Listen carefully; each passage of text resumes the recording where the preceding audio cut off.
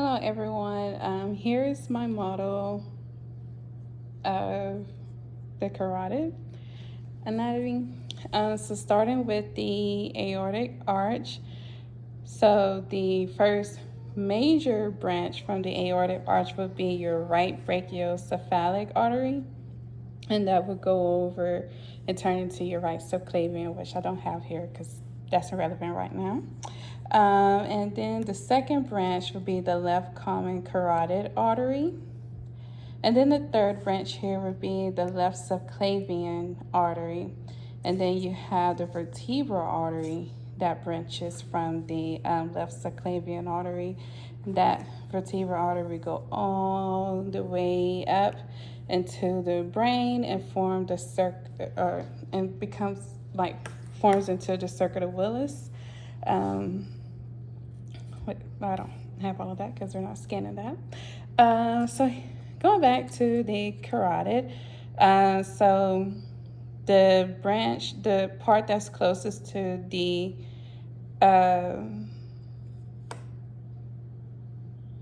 the part that's closest to the aortic branch will be proximal, mid, and then right before this area here, which is the bulb, would be considered distal.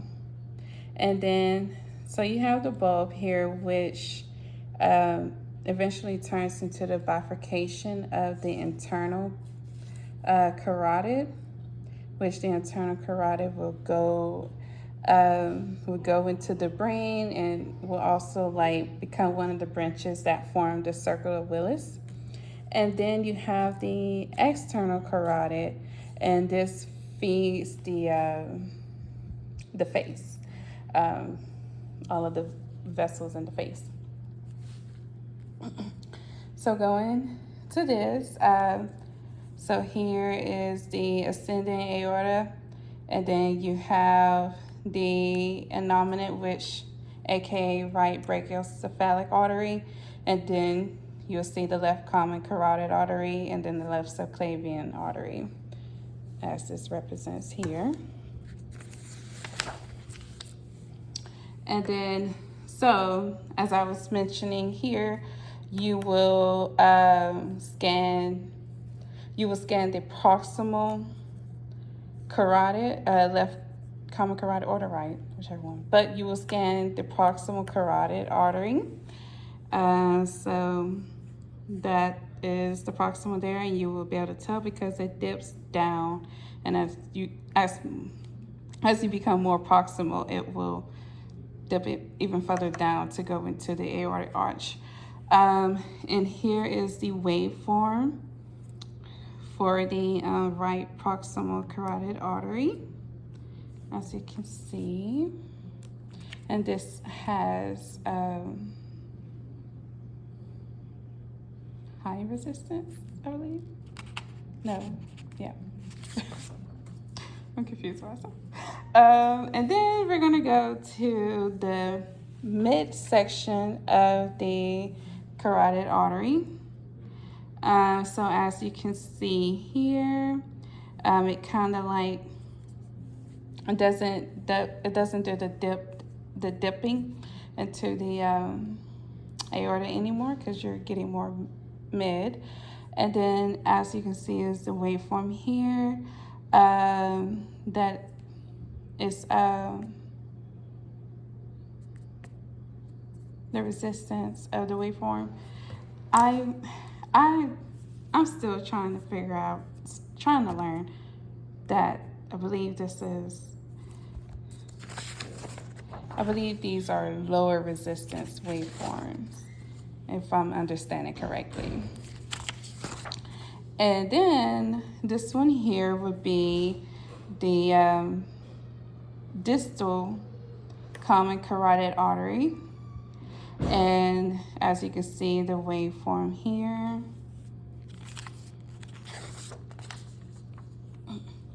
And then right after distal, you will have the bulb. So this here represents the bulb. And you will not do spectral Doppler on the bulb. And then just shortly after the bulb, you will have the bifurcation of the internal and external carotid. So here you see the bulb and then the bifurcation of the ECA and the ICA.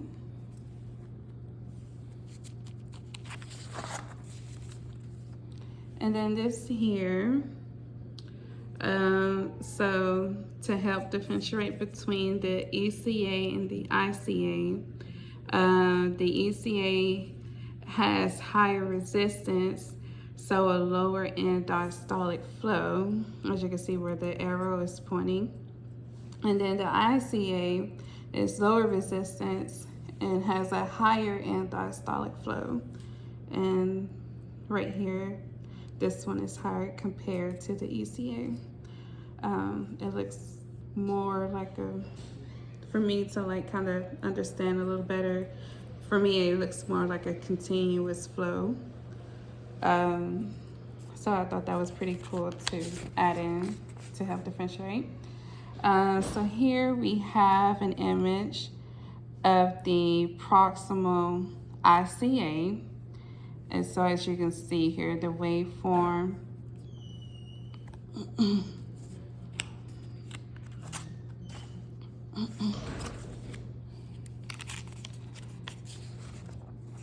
and then you have the mid ICA. And I know the image is not that great, but here is mid because prox will be here, and then now you're in mid. And then as you can see, the end diastolic waveform is increasing, is getting higher as you go through the ICA. And then here is the distal ICA, and you usually want to get as far as you can until you can no longer see the ICA. So this is a pretty good image here. And then as you can see, the waveform.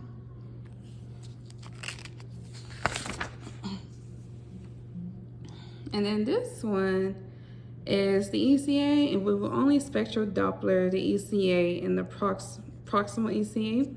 And then as you can see the waveform here, how the end diastolic waveform is a lot lower than the ICA.